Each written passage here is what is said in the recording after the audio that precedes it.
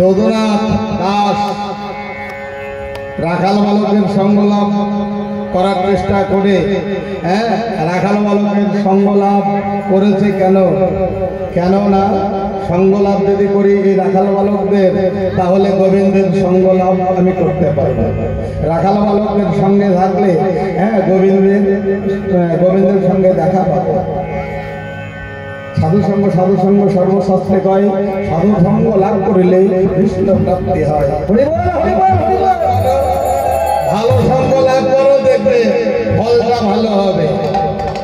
আর খারাপ সঙ্গ লাভ করো, তোমাদের ফলটা খারাপ হয়ে যাবে। এবার শ্রীরাম বলতে কাজ হলো না। ভাই সুবল, তুই তো বলতে পারলি না।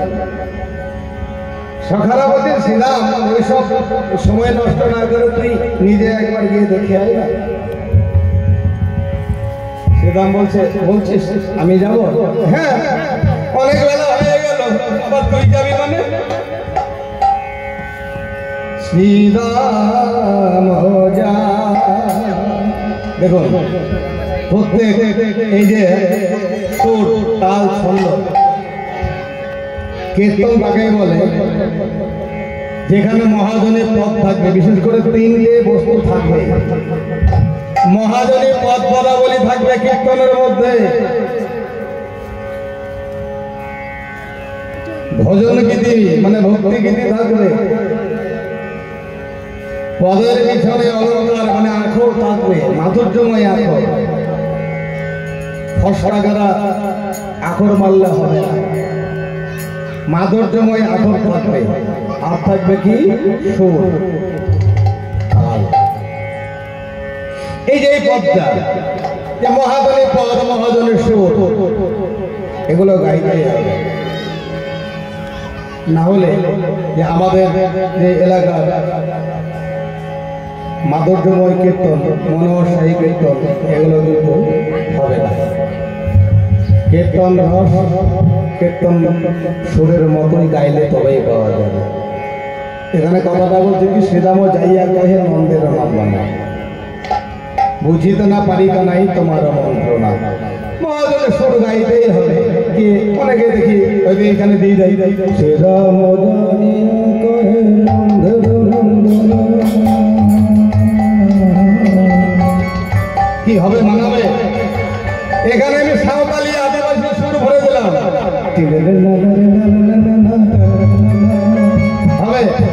হবে কি বাবা? হবে, কিন্তু আসতে বর্তমানে চলছে। কোথায় কি অর্থ হচ্ছে না, একেবারে ব্যর্থ নিঃস্বার্থ হয়ে আর শ্রোতারা ভাবছে ওরে বাবা, শ্রোতারাও কেউ কেউ দেখছে উঠে বহুত সুন্দর শুনছে, বহুত সুন্দর, ভালো গাইলো। কি ও বেটা বুঝলো না কিছু? হ্যাঁ, ওকে দিয়েছে ভাত খেতে, আর ওই বেটা ভাবছে আমি রুটি খাচ্ছি। বাবার জন্য তো ভাত খাই, বাবার জন্য রুটিও খাই। আসল স্বাদটা বুঝতে জানতেই তো পারে না, আসল স্বাদটাই তো জানে না যে ভাতের স্বাদ জানে না। ভাত খাচ্ছে আর ভাত রুটি খাচ্ছে। তো দেখুন, মহাজনের সুর গাইতে হবে। কিছু কিছু কীর্তনীয় এখন হয়েছে, একেবারে উল্টো পাল্টা সুর ভরে দিয়ে কীর্তন গানটাকে নষ্ট করে দিচ্ছে। প্রসাদের সাথে কথা বলবো না, এমন এমন সুর দিয়ে আপনাদের গানটাকে ওই বাজে গান করে দিয়েছে। আপনাদের গানটাকে মানে শ্রোতাদের গানটাকে শেষ করে দিয়েছে, নকল খেতে খেতে আর আসলটা বলে দিয়েছে। নকল খেয়ে খেয়ে ওই কেউ ভাই আর আসলটা ধরছে না। আপনারা একটু সতর্কতা আনবেন নিজেদের মধ্যে। ভক্ত শ্রোতা যদি সাবধান হয়ে যায়, সতর্ক হয়ে যায়, কি বাবা ঠিক বলছি তো, তাহলে কোনো গায়ক গায়িকা কিন্তু ওই রং সং মারতে পারবে না। জায়গায় মারবে, যেখানে দেওয়া সেখানে দেবে। অনেক গায়ক গায়িকার শুনি এখন বর্তমানে, কিন্তু কিছু করার নাই। তো চলুন ওই পথটাই যাই। শ্রীরাম যা ইয়া কহে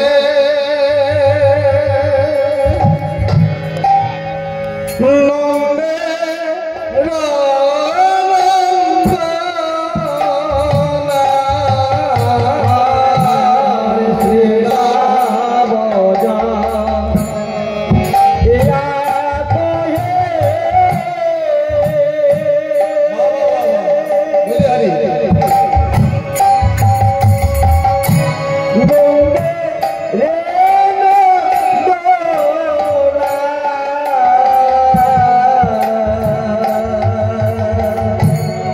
বুঝে না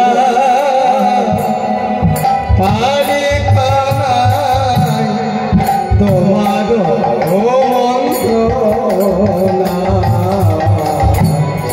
তোমার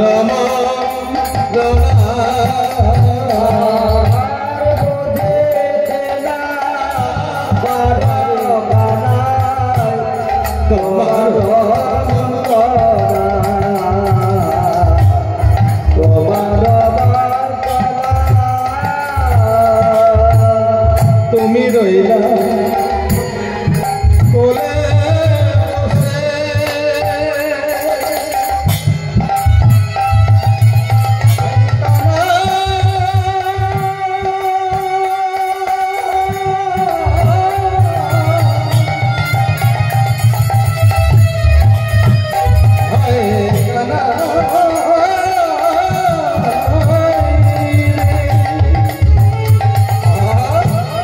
তুমি রইলা কোলে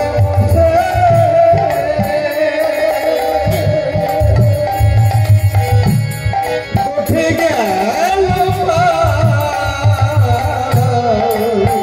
আর কোলে রইলা কোলে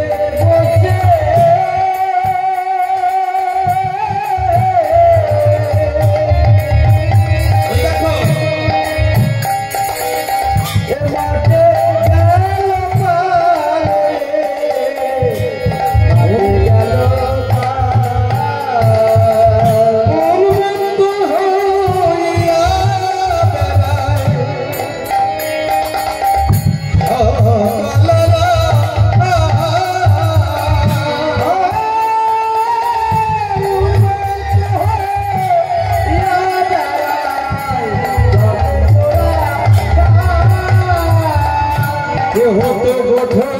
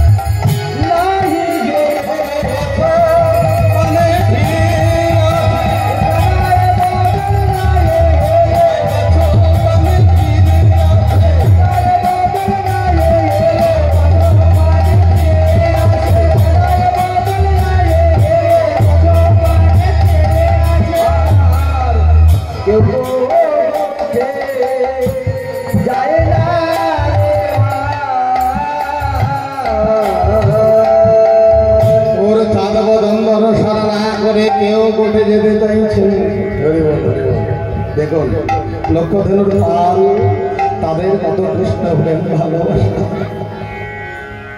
যারা কথা বলতে পারে না আমার মনে হয় হাত গোবিন্দ বলতে কি ওই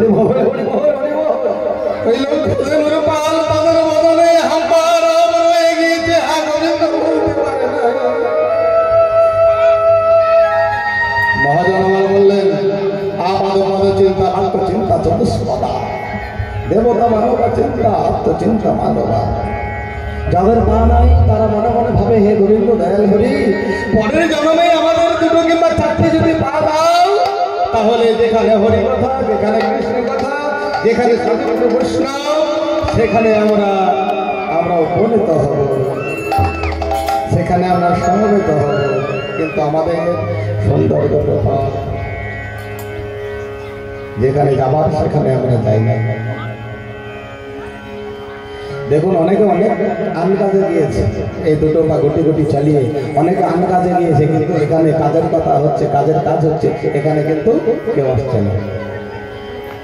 তারা মনে মনে ভাবছে কেন যাবো আমাদের দুটো পা হয়েছে আমরা অন্যদিকে হাঁটবো কিন্তু যাদের পা নাই তারা আমার ভগবানকে এই জন্মে বলে নাইবা হলো পরের জন্মে পা দিও, তাহলে আমরা যেখানে যাওয়ার সেখানে যাব। বাক্য চিন্তা করিস, যাদের বলনে বাক্য নাই, যাদের মুখে কথা নাই মা, তারা আমার ভগবানকে অনুনয় বিনয় করে করজোড়ে বলে, হে দয়াময় দয়াল হরে, এই জন্মে নাইবা হলো তুমি আমাদের বদনে ভাগ দিলে না, পরের জন্মে যদি বদন ভাড়া ভাগ দাও ঠিক তোমাকে ডাকবো, তোমার গুণগান গাইবো। আমাদের বদন ভরা ভাগ আছে, কথা আছে, কিন্তু আমরা হরি বলে একবার ডাকি। দেবতা মানবের চিন্তা, দেবকুল মানব কুলের জন্য চিন্তা করে মরে যায়, কিন্তু আত্মচিন্তা মানবা মানবকুল আত্মচিন্তায় মগ্ন, আমার করে মরে যায়, আমার ঘর, আমার বাড়ি, আমার পুরুষ, আমার নারী, স্ত্রী, পুত্র, পরিবার,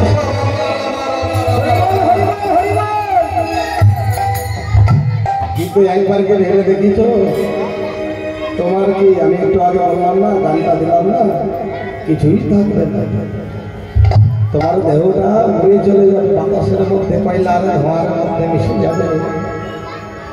তাই আমি করো না, তুমি এসেছো কোথা হতে, তুমি কে এটা জানার চেষ্টা করো, তুমি কার জন্য এসেছো আর কিসের জন্য এসেছো।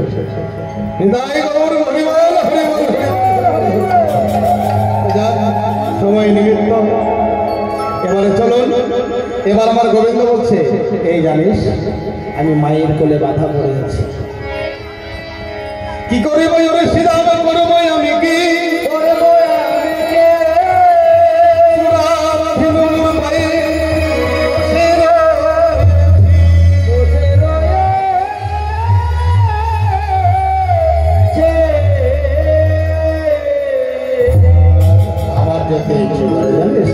কিন্তু আমি মায়ের কোলে, মায়ের কোলে, মায়ের হাতে, এই জন্মে নয়, ওই জন্মের আগে অনেক জন্মে যুগ ধরে আমি বাধা আছি। কেন বলছে, হ্যাঁ সত্য যুগে আমি ধরা মায়ের কাছে বাধা করে আছি। সত্য যুগে ধরা মাকে আমি কথা দিয়েছিলাম, মা আমি তোমার কোলে যাবো, আমি তোমার শুদ্ধ প্রেমে বাধা থাকবো, তোমার বাৎসল্য প্রেমের রীতিতে, তোমার বাৎসল্য প্রেমে তোমার কোলে আমি সর্বদা বাধা থাকবো, আমি জনম ভোর তোমার কোলে থাকবো। সেই যে ধরা, সত্য যুগে দ্রোণ নামে এক বৈষ্ণব, তার স্ত্রী হচ্ছে ধরা, সতী ধরা, খুব তার ভক্তির অতিমতি, বৈষ্ণব সেবা, সাধুগুরু বৈষ্ণবের সেবা দেয়, অতিথিকে নারায়ণের সেবা দেয়। একদিন নারদমুনি আর ভগবান আলাপ হচ্ছে হতে বলছে, এই ভগবান বলছে, মুনিব তুমি নিজেকে বড় ভক্ত মনে করো, তোমার চেয়ে বড় ভক্ত আছে কোথায় জানো, মর্তে। যাবে? আমি যাবো না, মর্তে তো আমি যাবো না, মরবো নাকি সেখানে গিয়ে? দেখো, মর্তে যদি না যাও তাহলে তুমি প্রমাণ পাবে না যে তোমার চেয়ে বড় ভক্ত আছে মর্ত ধামে। এমন ভাবে গেলে হবে, এক কাজ করি, আমি ছোট্ট বাচ্চা সাজি আর তুমি একটা বৃদ্ধ সাজো। ভগবান নিজে ছোট্ট একটা ওই বছর 5 একটা বাচ্চা সাজলো, আর 7 থেকে 7 বছরের একটা বৃদ্ধ সাজলো নারদ মুনি। এবার এলো নারায়ণ নারায়ণ বলতে বলতে ভগবান আর সেই ভক্ত অর্থাৎ বৃদ্ধ আর বালক এলো মর্তে। এসে অনেক পরীক্ষা করলো। হ্যাঁ, প্রথমে একটা ধনির বাড়িতে গেল, ধনির বাড়িতে একটা গ্লাস জল পেল না। হ্যাঁ, তো ওই ধনীকে ভগবান আশীর্বাদ করলো, অভিশাপ না দিয়ে আশীর্বাদ করলো, বলছে ওর দ্বিগুণ ধন হয়ে যাক, যে ধনটা আছে আরো দ্বিগুণ হয়ে যাক। নারদ মুনি বলছে কি, বলছে আরে তুমি চুপ করো না, এর যে ধনটা আছে না, আরো হোক ডবল হোক, কেন বলেছি জানো না? ওই ধনে অন্ধ হয়ে বিষয় বিষ পান করে একেবারে অন্ধ হয়ে যাবে, অসুস্থ হয়ে যাবে। ভবনদের পারঘাটায় যেদিন যাবে সেই দিন আমি একে বুঝিয়ে দেবো যে ওই টাকা পয়সা ধন দৌলতকে পার করে না কৃষ্ণ নাম পার করে। হরি বল হরি বল হরি বল। এরপরে নারদ মুনি গেল একটা বুড়ি আমার বাড়ি, তালপাতার কুড়ির ছাওয়ানো ছোট্ট একটা কুড়ি, তার উঠানে এক পাশে একটা ছোট্ট কালো গাভী। যখন বৈষ্ণব সেজে ওই বাচ্চা আর বৃদ্ধ গেল, বুড়িমা যতন করে সেবা দিল, কালো গাভীর দুধ দহন করে ক্ষীর স্বর্ণবলি তৈরি করে বেরিয়ে যাচ্ছে রাস্তায় বলছে নারদ মুনি, প্রভু একে কি আশীর্বাদ দেবে? ভগবান বলল, মণিবর একে আশীর্বাদ দিলাম, হ্যাঁ আগামীকাল প্রভাতকালে যেন উঠে দেখে ওর কালো গাভীটা মারা গিয়েছে। যেখানে আশীর্বাদ দেওয়ার সেখানে আশীর্বাদ না দিয়ে অভিশাপ দিচ্ছ, আর যেখানে অভিশাপ দেওয়ার কথা ছিল সেখানে তুমি আশীর্বাদ দিলে। আরে বুঝবে না এই বুড়িমার সব গিয়েছে, মায়ার বস্তু আর কিছুই নাই, শুধু ওই কালো গাভীটার মায়া ওই বুড়িমা এখনো ত্যাগ করতে পারছে না। তাই কালো গাভীটা মারা গেলে ওই রকম পুষ্পরথ এসে দাঁড়িয়ে আছে, পুষ্পরথে করে নিয়ে বুড়িমাকে স্বর্গে নিয়ে চলে যাবে। এই বলে ঘুরতে ঘুরতে গেল একটা গৃহে, সেই দ্রোণ নামে বৈষ্ণব আর মা ধরা তার বাড়ি গিয়ে হরি বল হরি বল হরি বল মা ভিক্ষা দাঁড়ালো ওই বৃদ্ধ আর বালক। ধারা ঘর থেকে ছুটে এসে দেখছে কে তোমরা দুজনে দাঁড়িয়ে আছো, সুন্দর অপূর্ব রূপের সেই বালক আর বৃদ্ধ বলছে, বলো বাবা তোমাদের মনে আসে না? বৃদ্ধ ভগবান বলছে, মা তোমার গৃহে আমরা সেবা দিতে চাই। সেবা মা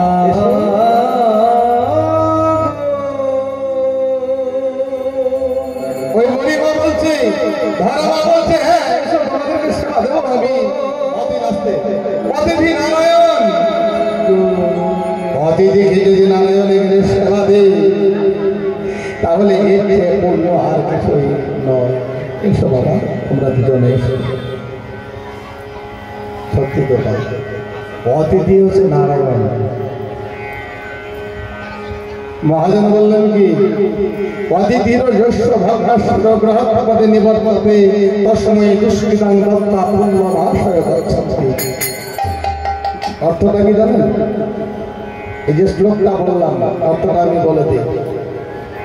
যদি কোনো গৃহিণীর দ্বারে সাধু গুরু বৈষ্ণব সজ্জন এসে ভিক্ষা না পেয়ে কিছু দান না পেয়ে চলে যায়, তাহলে ওই গৃহের মঙ্গল আর স্বামীর অর্জিত পূর্ণ ধন নিয়ে চলে যায়।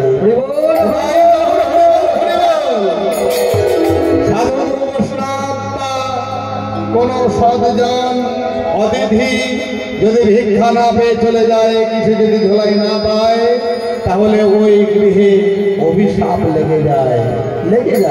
মনে শুনুন কথাটা, লেগে যায়। অতিথি কিন্তু অভিশাপ দেয় না, সাধুগুরু বৈষ্ণব অভিশাপ দেয় না, অভিশাপ লেগে যায়, হয়ে যায় অভিশাপ ওই ঘরের মধ্যে। কেন না, ভিক্ষা না পেয়ে যদি চলে যায়,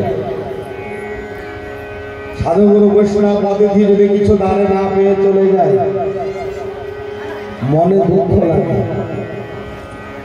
মনে দুঃখ যেটা লেগে যায়, ওই দুঃখটা হয়ে যায় অভিশাপ। অভিশাপ দিতে হয় না, অভিশাপ লেগে যায়। নিতাই গৌর হরি বল হরি বল হরি বল হরি বল। ওমা দেখুন, গান কীর্তন গান হচ্ছে জীব শিক্ষার বস্তু, রং রসের বস্তু নয়, নৃত্য বস্তু নয়। আপনারা এখানে কি বুঝলেন তাহলে? কীর্তন যে শুনতে এলেন, হ্যাঁ, এক একটা আসলে যদি এক একটা জ্ঞান এই মাথার মধ্যে ভরে রাখতে না পারবেন তাহলে কি নাম থাকবে বাবা? মানে তোমাদের ঘরে সাধুগুরু বৈষ্ণব কোনো অতিথি যদি যায় সেবা দেবে, একেবারে বিরাট রাজভোগ দিতে আমি তা বলছি না। বিদুর তো খুব সিদ্ধ করে দিয়েছিল, লবণ দিয়ে শাক সিদ্ধ করে দিয়েছিল, তবে ভক্তি কেন থাকে? হরিবহল হরিবহল। আর দুর্যোধন ঠিক একই সময় একই মুক্তান্ত কালে দুর্যোধন রাজভোগ সাজিয়ে ডেকেছিল ভগবানকে, কিন্তু ভগবান যায়নি, দিয়েছিল অতিথি সাধুগুরু বৈষ্ণব, তাদের ঝোলায় অবশ্যই কিছু দেবেন, কিন্তু নহে বঞ্চিত, কিঞ্চিত কিন্তু নহে বঞ্চিত, অল্প দেবেন তবুও কিন্তু তাকে ঘোরাবেন না। নিতাই গৌর হরি বল। ধরাবা বলছে এসো বাবা, নিজের ঘরে নিয়ে গিয়ে জবান ঘরে বসাবো। অন্ন ব্যঞ্জন করার জন্য যখন ওই তন্ডুল পাত্রে হাত দিচ্ছে, দেখছে এক মুষ্টি তন্ডুল নাই, মানে চালের হাড়িতে এক মুষ্টি চাল। এইবার কি করা যায়? দ্রোণ নামে যে বৈষ্ণব মানে প্রতিকে ডেকে বলছে, হ্যালো স্বামী, হলো কি আমাদের ঘরে যে এক মুষ্টি অন্ন নাই, ওই দুইজন অতিথিকে ব্যঞ্জন করে খাওয়াবো, সেবা দেব।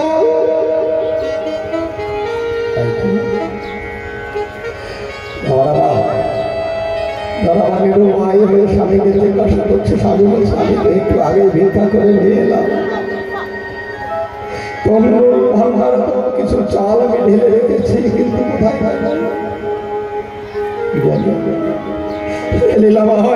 তুমি রেখে খেলা আমি ভিক্ষা করতে যাবো। এইবার ধরামা গেল নগরে নগরে ভিক্ষা করে, দেখুন অতিথি সেবার জন্য ভিক্ষাও করতে চাইছে। ধরামা গেল নগরে ভিক্ষা করতে, বলছে ও নগরবাসী তোমরা ভিক্ষা নগরবাসী